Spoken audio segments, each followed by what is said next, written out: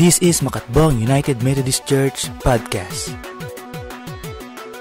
Jesus-centered, making disciples. Welcome. Okay, so kung meron pa po muli kayong katabi na mother dyan, lingunin nyo, tapikin nyo, akapin nyo, sabihin mo sa kanya, Happy Mother's Day!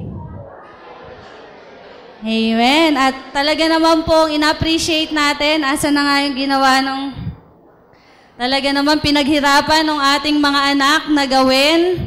Ayan, maraming salamat sa inyo. Ginawa nila ito kagabi. Kung di po natin alam kung saan nila ito pinitas, pero sigurado po ako rito, hindi ito matutuyo. Amen? Nakakatuyo lang yata ito ng luha. Talaga pong napaka-creative ng ating mga kasama rito. Amen. At alam niyo po, pinag-uusapan na lang din ng gift. Sabihin nga po natin, gift. Meron na ba tayong gift sa ating mga nanay? Naku, baka singilin ako ni mami sa ni nanay. Meron na ba tayong gift sa ngayong Mother's Day? Alam niyo po ba, meron daw 3 magkakapatid. Mga successful na sila na magkakapatid. Itong magkakapatid daw po na ito ay nag-usap-usap, parang nagpayabangan sila dun sa ibibigay nila na regalo dun sa kanilang nanay kasi Mother's Day. Syempre po, mga successful, pag successful na, meron ng mga trabaho, syempre, hindi basta-basta ang gift. Tama po ba? Hindi basta-basta ang gift. So sabi daw po nung panganay, siya siyang banker. Wow, ano ba yung banker? Nagtatrabaho sa bangko, so talagang malaki ang sweldo niya. So sabi niya, dahil mahal na mahal ko si nanay, ipagtatayo ko siya ng malaking mansyon. Wow, sino pong nanay rito na gustong ipagtayo ng mansyon ng kanyang anak? Itaas ang kamay, i-claim na natin. Amen, praise God. So sabi ni panganay, ipagtatayo ko ng mansyon si nanay. Sabi naman ni pangalawang anak, wala ka sa ibibigay kong gift. Sabi niya gano'n. Wala ka dyan. Bahay, normal lang yan na ibinibigay. Bibigyan ko si nanay ng sports car. Social si nanay. Naka-sports car na red. Hindi kagaya nung patalastas sa fita, nakalahati lang. Yun, buo, sports car na red. Sino rito ang gustong bilan ng anak ng kotse? Hindi yung nabibili sa gapan, yung talagang kotse. Okay, di ba? Para bang pag magulang ka, wow, bibilang ka ng anak mo ng kotse. Wow, talaga namang matutuwa kahit sinong makatanggap na magulang. Etong si Bunso, medyo maangas si Bunso sabi. Yun lang? Yun lang ang kaya niyong ibig. Ano sa'yo, kuya? Bahay, mansyon. Ikaw, sangko. Ang sangko po ba yung pangalawa? O, ikaw, sangko. Anong gusto mo? Kotse, magandang kotse. Alam niyo naman kung ano ang gusto ni nanay at sa palagay ko, ako ang mananalo. Ako ang mananalo dito sa pabonggahan ng gift na ito kay nanay. Alam niyo naman na si nanay, gustong-gusto niya na nagbabasa ng Bible. Wow, talaga. Sino pong nanay rito na gustong-gustong nagbabasa ng Bible? Taas naman po yung kamay. Proud tayo dapat. Amen. Praise God. So ito pa lang sabi ng Bunso. Alam niyo pa si nanay, gustong-gusto niyang nagbabasa ng Bible.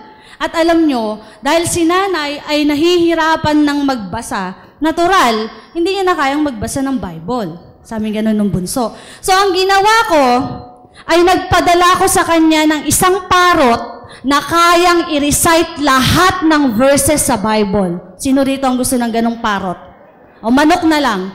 Itong manok na to, itong parrot na to, sabi ganun yung Bunso, 20 pari pa ang nag-train sa loob ng 1 taon, sa loob ng 10 taon, 20 na pare ang nag-train dito para lang makabisado niya yung Bible. At sa bawat taon na yon, computin nyo mga kuya, sabi nga ng Bunso, computin nyo, I had to pledge or contribute $100,000.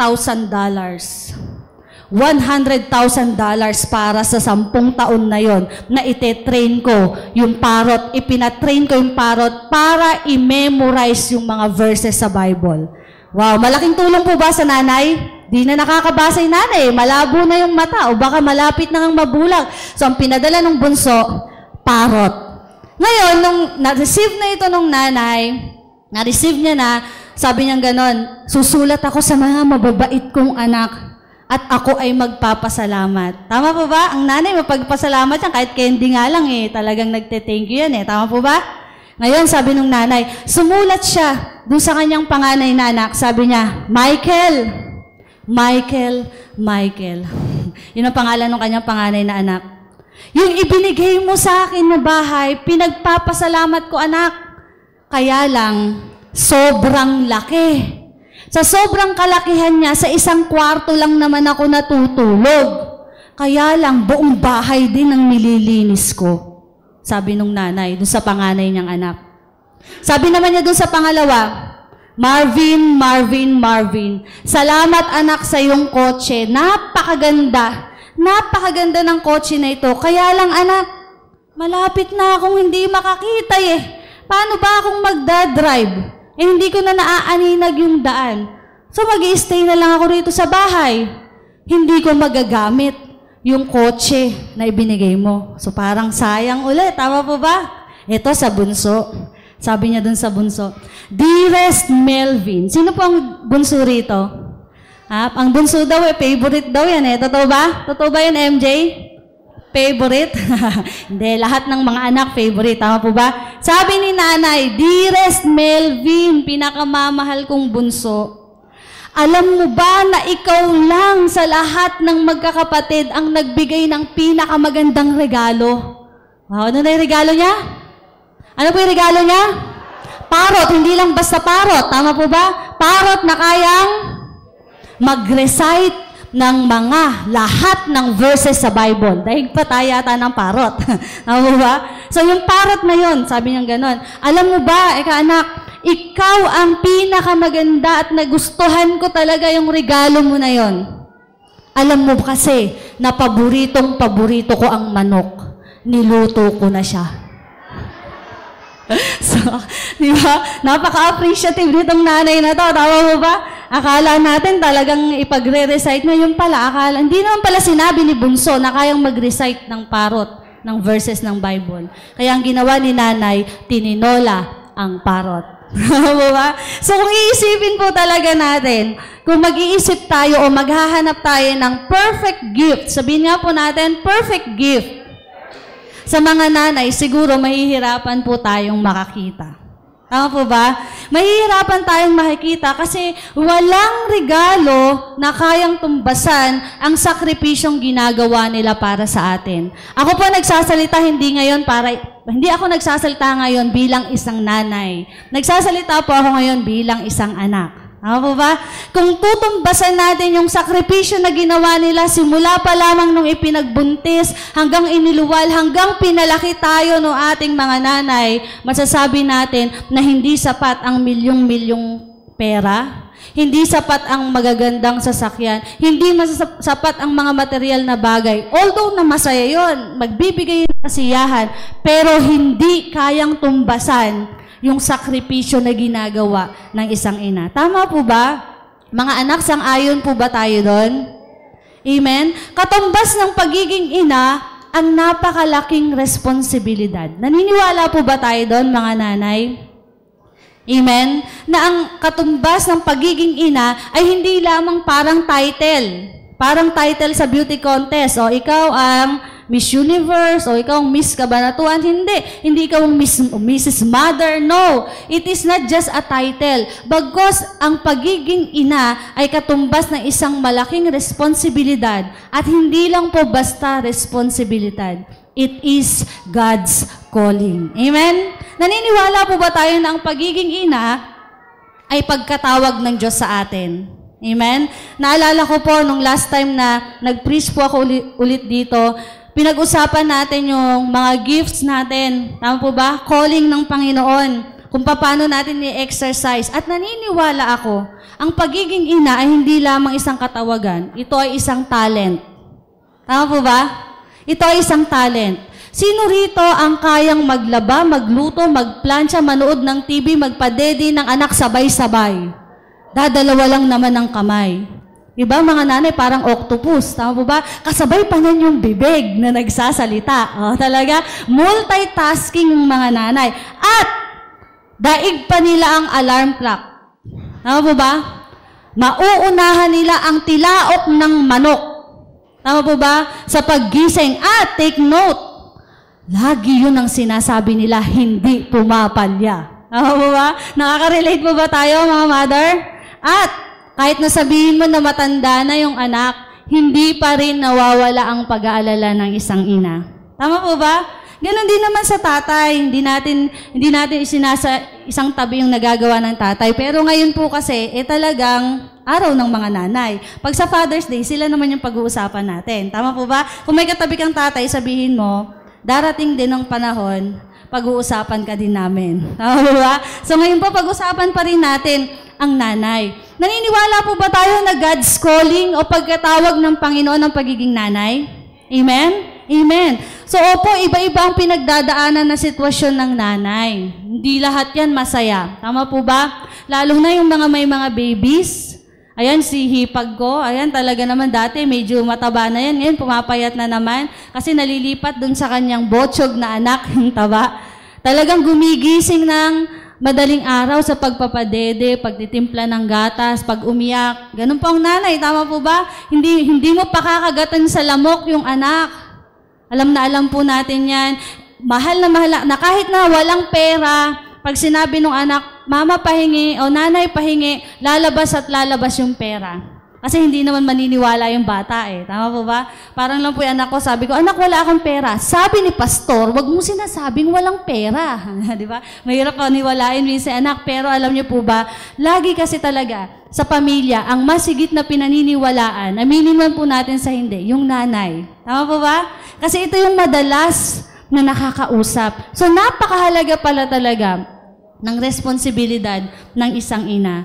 It is not just a responsibility, but it is a calling. Maaari ko po bang anyahan muli ang lahat ay tumayo at basahin lamang po natin yung verse na pagbabasihan natin ngayong umaga na ito. Babasahin ko po sa Contemporary English Version. Ito po ay matatagpuan sa Proverbs 31 verse 25 to 30. So kung andun na po kayo, sabay-sabay po natin basahin. Samahan niyo po akong basahin. Sabi po rito, she clothed with strength and dignity, and she laughs without fear of the future. When she speaks, her words are wise, and she gives instruction with kindness. She carefully watches everything in her household, and suffers nothing from laziness. Her children stand and bless her. Her husband praises her. There are many virtuous and capable women in the world, but you surpass them all. Charm is deceptive and beauty does not last, but a woman who fears the Lord will be greatly praised. Anyahan ko po ang lahat na manalangin. Panginoon, pinasasalamatan ka po namin, pinupuri ka namin sa umagang ito, sa kagandahan ng umaga na ito, Panginoon, ay pinagkaloob mo upang magsama-sama kami, i-celebrate, Panginoon, ang natatanging araw na ito ng mga ina. Ganon din, Panginoon, i-celebrate higit pa ang pagmamahal mo sa bawat isa. Salamat, Panginoon, at alam po namin, pupunuin mo ang aming mga puso ng pagpapala. Pupunuin mo ang aming mga puso ng saya na hindi maaagaw ni numan dahil ikaw ang aming Diyos na mapagmahal. Kaya't karapat-dapat lamang po ibalik sa iyo ang pinakamataas sa papuri at pagsamba. Ito po ang aming dalangin sa pangalan ni Jesus at lahat po ay magsabi ng Amen. Palakpakan po natin ating Panginoon. Pwede na po tayong maupo. Meron po akong 3 bagay na nais ibahagi sa inyo upang mas lalo nating makita ang kahalagahan ng motherhood o ang kahalagahan ng pagiging ina. Hindi lang ito basta, sabi nga natin, katawagan na ina, subalit ito ay katawagan na ibinigay sa atin ng Panginoon o pagtawag ng Panginoon. Amen? So number 1 po, mother's calling, ang number 1 na pagkatawag ng ina, is to become a woman of God. Amen? Naniniwala ako na ang mga kaharap ko rito ng mga nanay ay woman of God. Amen? Gaano nga ba kahalaga na maging isang woman of God? Pag sinabi kasi nating woman of God, we have a total submission. Sabihin nga po natin, submission. Total submission to God's will o sa kagustuhan ng Diyos. Sino po rito ang nanay na nangangarap ng maganda para sa kanyang anak? Nangangarap maging milyonaryo ang anak. Parang mahina. Nangangarap yumaman ng anak. Amen. Maging malusog.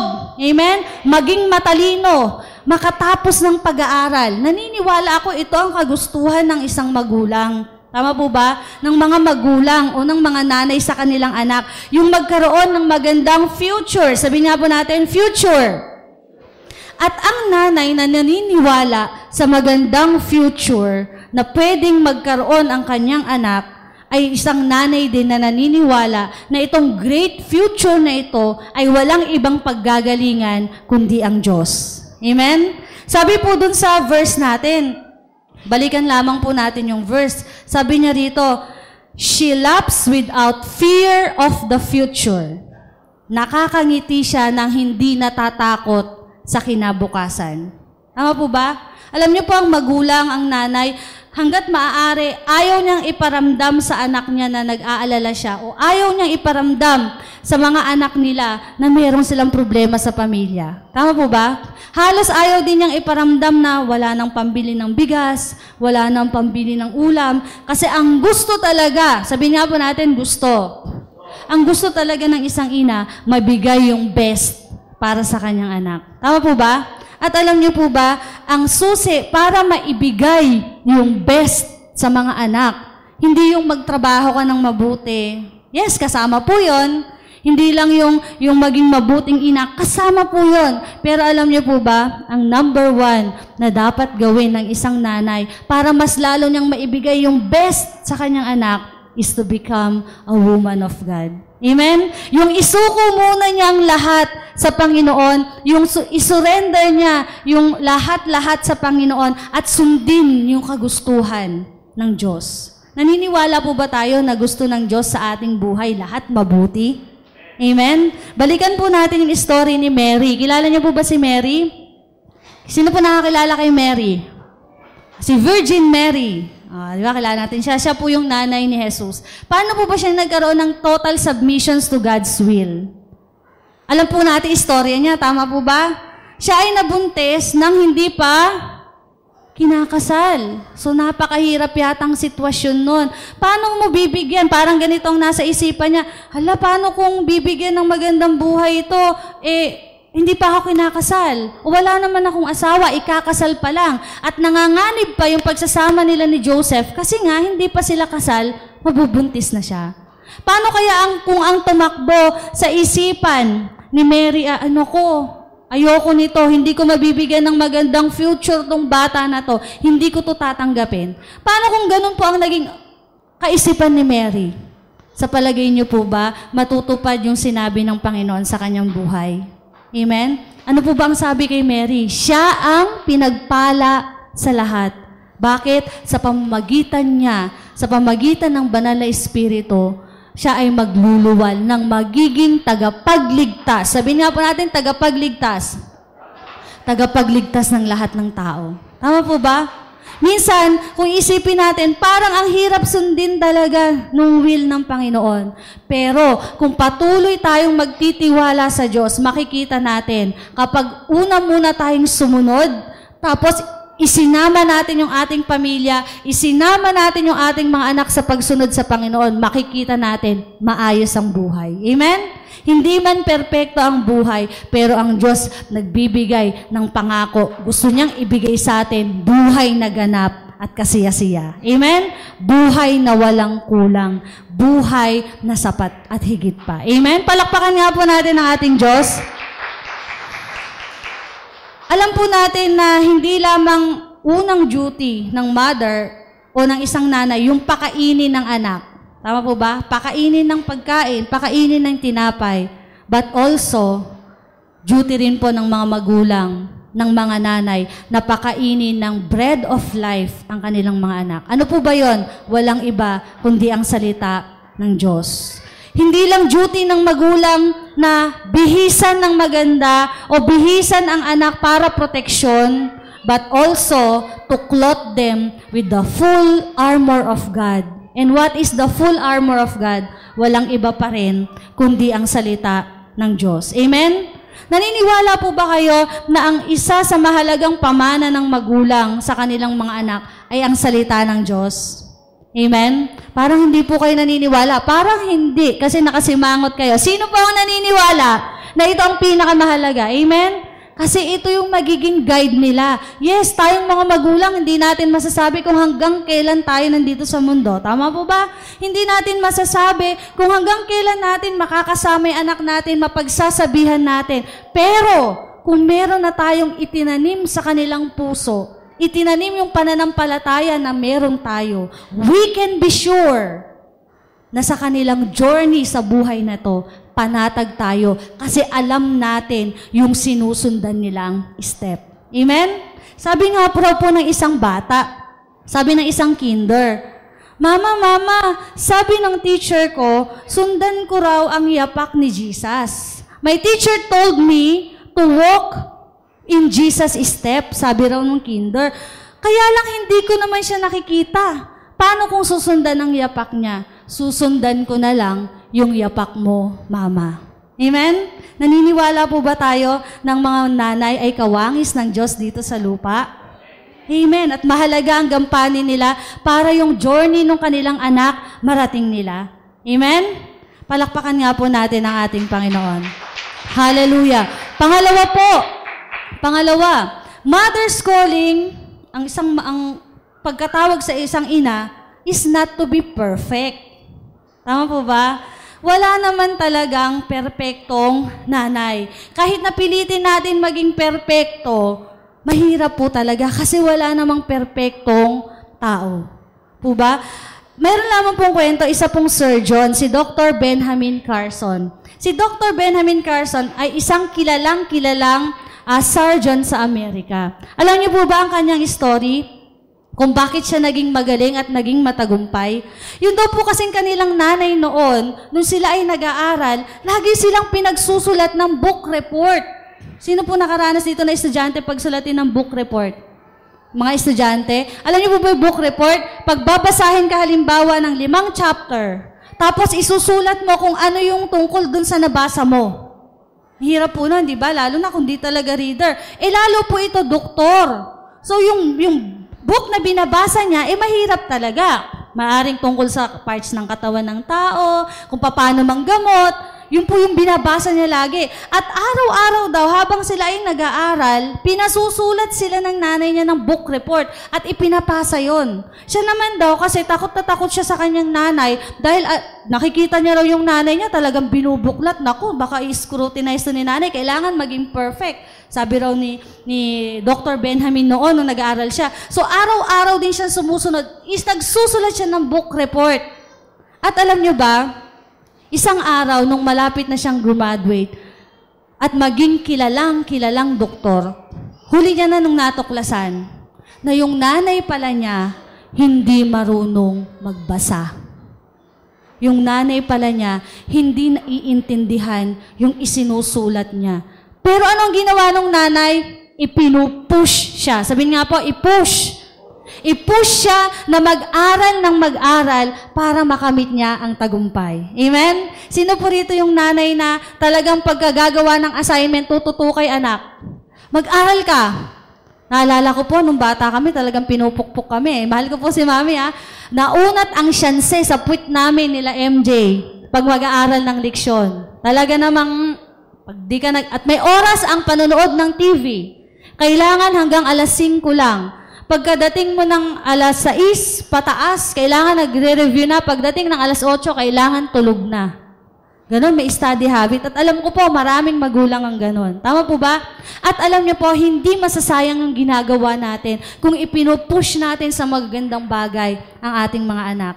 Yes, kagaya nitong nanay ni Dr. Benjamin, hindi siya perfect. Tama po ba? Hindi nga siya nakakabasa Tama po ba? Hindi nga niya nababasa yung pinagagawang book report. Pinagagawa niyang book report doon sa kanyang anak. Pero ano po ang kinalabasan ng kanyang anak? Siya lang naman ang isa sa mga kilalang kilala at pinakamagaling na surgeon sa buong mundo. Amen? Kaya mga nanay, wag po tayong magsawang turuan ang ating mga anak. Yes, no mothers are perfect. You made mistake in the past. You certainly make a mistake or two today. Pwede pa tayong magkamali. You'll make more mistakes tomorrow. Maaari tayong magkamali pa sa kinabukasan. But through it all, sabihin nga po natin, through it all, God will love you. Amen? Mahal pa rin tayo ng Panginoon. Work with you and accept you. Tanggap pa rin tayo ng Panginoon. And through it all, our task of mothering and grandmothering will be accomplished. Amen? At paano natin makikita yung accomplishment natin? Kapag yung mga anak natin nakapagtapos na, kapag meron na silang magandang buhay, masasabi natin, yes, hindi ko man naibigay sa kanila ang lahat, ang masarap na buhay, pero dahil meron tayong magandang itinanim sa kanila, alam natin na sila ay magtatagumpay. Amen? At pangatlo po, mabilis lamang po ito, mother's calling will never end. Naniniwala po ba tayo na hindi natatapos ang pagiging ina? Ang pagiging ina ay hindi natatapos kapag iniluwal niya na ang kanyang anak. Parang pusa, iiwanan na. Hindi po, di po ba? Kasi kahit pusa, pag nanganak yan at nawala yung anak niya dun sa pinag-iwanan niya, hahanapin yan. Tama po ba? At pag nakaamoy yan ng panganib, ililipat niyan yung kanyang anak. Bakit ko po alam? Kasi 12 po yung pusa sa bahay. May 12 disciples po kami na pusa doon. Alam na alam nila kung saan isisiksik yung kanilang anak para hindi mapahamak. Pusa yun, tama po ba? What more? Sabihin pa nga po natin, what more?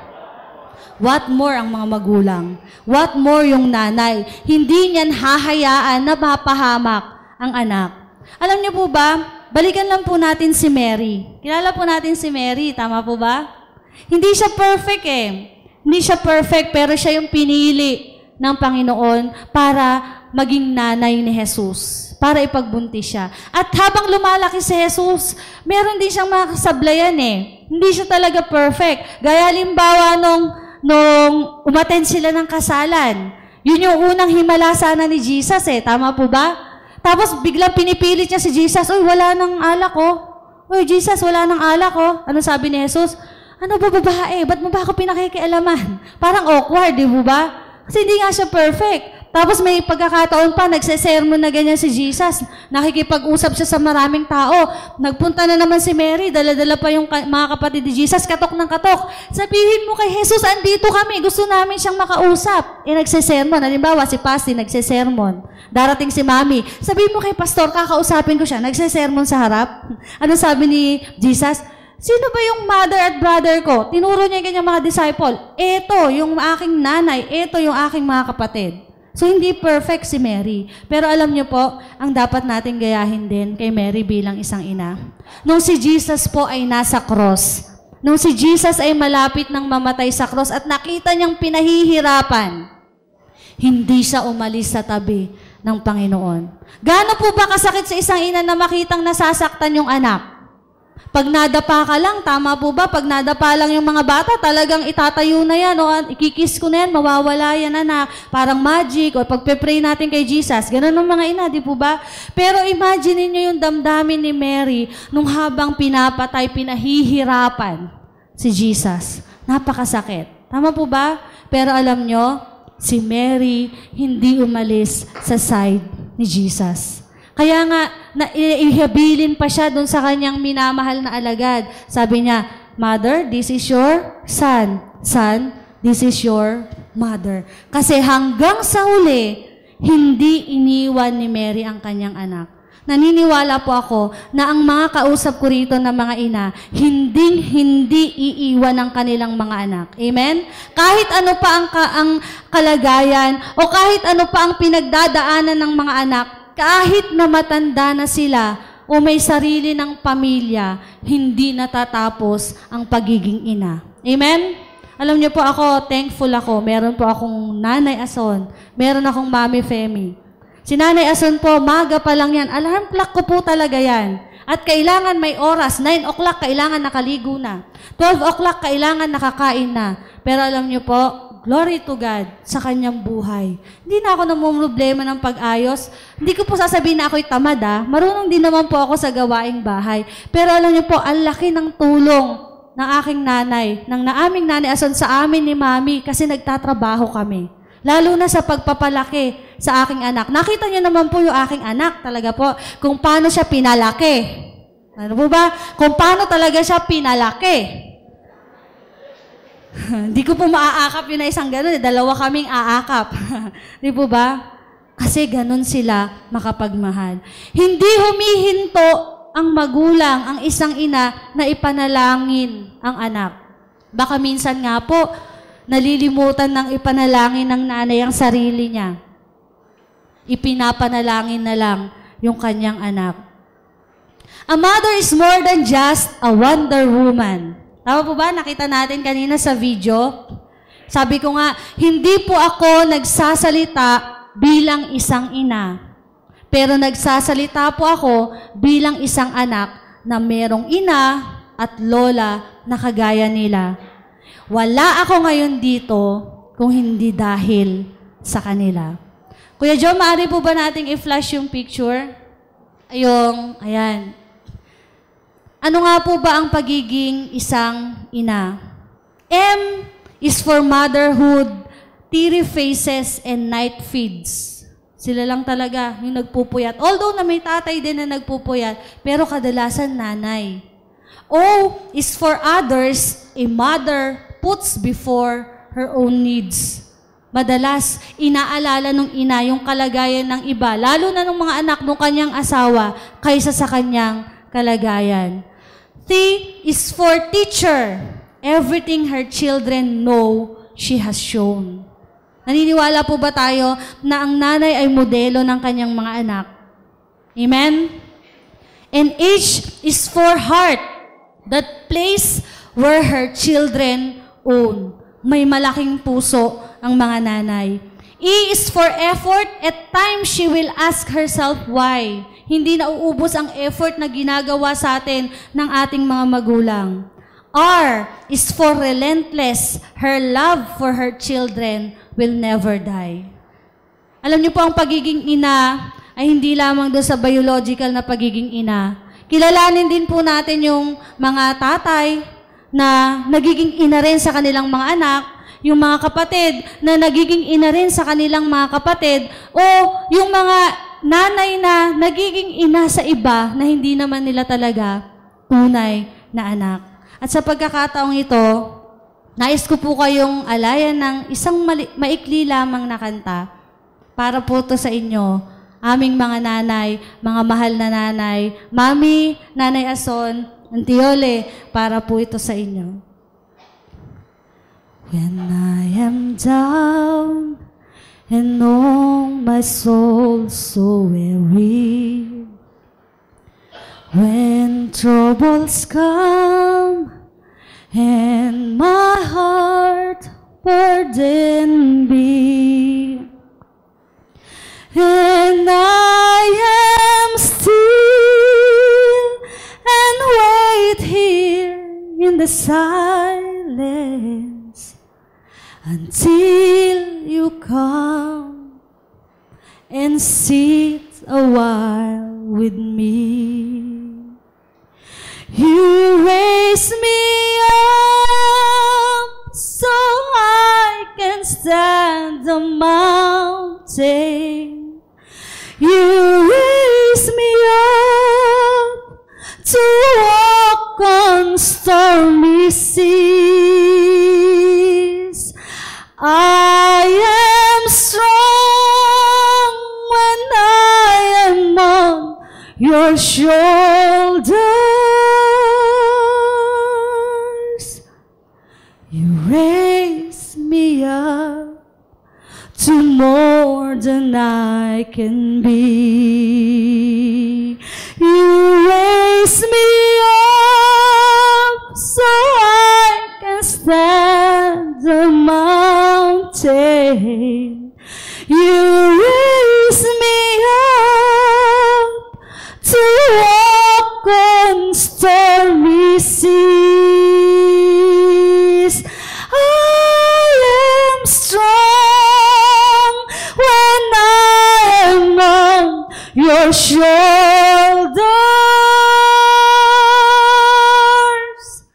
You raise me up to more than I can be. You raise me up to more than I can be.